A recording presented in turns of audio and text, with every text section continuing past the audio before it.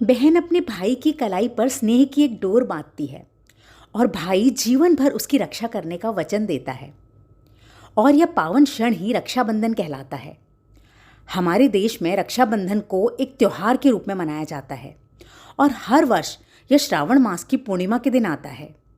भाई और बहन को अटूट बंधन में बांधने वाले इस पर्व का इतिहास बहुत पुराना है। इसकी शुरुआत कहाँ से हुई, आइए जानते हैं। आप सभी का मेरे चैनल मानवी स्किल्स पर स्वागत है। दोस्तों, अगर आपने अभी तक मेरे चैनल को सब्सक्राइब नहीं किया है तो प्लीज़ सब्सक्राइब कर लें। हमारे पुराणों व इतिहास में रक्षाबंधन से संबंधित बहुत सी कथाएं प्रचलित हैं। द्वापर काल की एक कथा महाभारत में वर्णित है कि एक बार श्री कृष्ण के हाथ में चोट लग गई और रक्त बहने लगा। यह देखकर द्रौपदी ने तुरंत अपनी साड़ी का पल्ला फाड़कर श्री कृष्ण के हाथ में बांध दिया। तभी श्री कृष्ण द्रौपदी के ऋणी हो गए और जब दुशासन ने द्रौपदी का भरी सभा में वस्त्र हरण करने का प्रयास किया तो श्री कृष्ण ने द्रौपदी की साड़ी को इतना लंबा कर दिया कि जिसे खींचना किसी भी दुशासन के वश की बात नहीं थी। और इस प्रकार श्री कृष्ण ने द्रौपदी की लाज बचाई। जिस दिन द्रौपदी ने श्री कृष्ण के हाथ में साड़ी का टुकड़ा बांधा था उस दिन श्रावण मास की पूर्णिमा थी। तो कहते हैं कि तभी से राखी मनाई जाती है। एक और कथा जो कि भविष्य पुराण से आती है। एक बार देवराज इंद्र और वत्रासुर में घोर युद्ध हुआ। इस युद्ध में देवराज इंद्र की रक्षा के लिए इंद्र की पत्नी देवी शची ने उनके हाथ में श्रावण मास की पूर्णिमा के दिन रक्षा का धागा बांधा। इससे इंद्र उस युद्ध में विजयी हुए।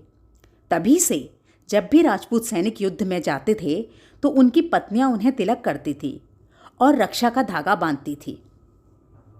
पुराणों में एक और कथा बहुत प्रचलित है कि जब असुरराज बलि ने धरती और स्वर्ग पर अपना आधिपत्य जमा लिया तो देवता विष्णु जी के पास पहुँचे। तब विष्णु जी ने वामन अवतार लेकर राजा बलि से दान में 3 पग भूमि मांग ली। राजा बलि महादानी थे। सब कुछ जानते हुए भी उन्होंने वामन रूपी नारायण को दान में 3 पग भूमि दे दी। भगवान विष्णु ने विराट रूप धारण कर पहले पग में धरती, दूसरे पग में स्वर्ग नाप लिया और तीसरा पग धरने के लिए राजा बलि ने अपना शीश उनके आगे कर दिया। इससे भगवान विष्णु बहुत ही प्रसन्न हुए। उन्होंने राजा बलि को अमर होने का आशीर्वाद दिया और पाताल में जाकर बसने को कहा। भगवान विष्णु ने राजा बलि से वरदान मांगने को कहा तो असुरराज बलि ने कहा, प्रभु आप भी मेरे साथ पाताल में निवास करें। मैं आते जाते हर समय आपके दर्शन करना चाहता हूँ। और भगवान विष्णु पाताल में राजा बलि के पहरेदार बनकर रहने लगे। इससे लक्ष्मी जी बहुत दुखी हो गईं। एक दिन वह रक्षा का धागा लेकर राजा बलि के पास पहुंच गई और उन्हें राखी बांध दी। राजा बलि ने अपनी बहन लक्ष्मी से कुछ मांगने को कहा तो लक्ष्मी जी ने विष्णु जी को मांग लिया और अपने साथ बैकुंठ ले गईं। उस दिन श्रावण मास की पूर्णिमा थी और कहते हैं तभी से यह त्यौहार मनाया जाता है। रक्षाबंधन की एक और कहानी भारतीय इतिहास में बहुत ही प्रचलित है।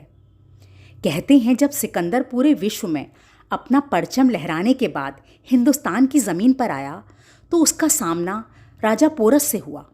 राजा पोरस अत्यंत बलशाली और पराक्रमी राजा थे। सिकंदर की पत्नी ने राजा पोरस की वीरता के किस्से सुने तो उसने अपने पति सिकंदर के प्राणों की रक्षा के लिए राजा पोरस को राखी भेजी। राजा पोरस को बहुत ही आश्चर्य हुआ, परंतु उन्होंने वह राखी अपनी कलाई पर बांध ली। युद्ध में जब पोरस और सिकंदर का सामना हुआ तो राजा पोरस ने सिकंदर को मारने के लिए जैसे ही अपनी तलवार उठाई, उन्हें अपने हाथ पर बंधी हुई राखी दिख गई तो उन्होंने तलवार नीचे कर ली। सिकंदर ने राजा पोरस को बंदी बना लिया और जब पोरस के हाथ में अपनी पत्नी की भेजी हुई राखी देखी तो उनकी महानता को देखते हुए भारत माता के इस वीर सपूत को मुक्त कर उनका राज्य लौटा दिया। तो कैसी लगी दोस्तों आपको इस पवित्र पर्व से जुड़ी हुई कहानियाँ? मुझे कमेंट करके ज़रूर बताइएगा। धन्यवाद।